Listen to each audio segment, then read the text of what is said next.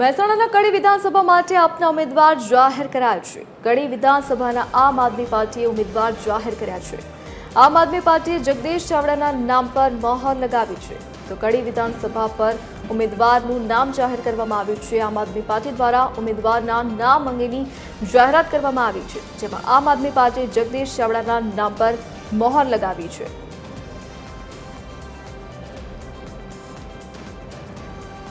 વધુ જાણકારી સાથે સંવાદદાતા મૌલિક ઉપાધ્યાય ફોન લાઈન પર જોડાઈ ગયા છે। જે મૌલિક, કડી વિધાનસભાની બેઠક પર જે ચૂંટણી યોજાવાની છે, આ પાર્ટીએ ઉમેદવારનું નામ જાહેર કર્યું છે, શું વિગત? બિલકુલ, જે રીતે જે વિધાનસભા છે તેની પેટા ચૂંટણી યોજાવાની છે, એક વિસાવદર વિધાનસભા અને બીજી કડી વિધાનસભા।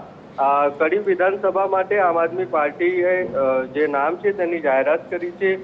જગદીશ ચાવડા છે, તેમના નામ પર આમ આદમી પાર્ટી છે તેને દ્વારા મહોર મારવામાં આવી છે।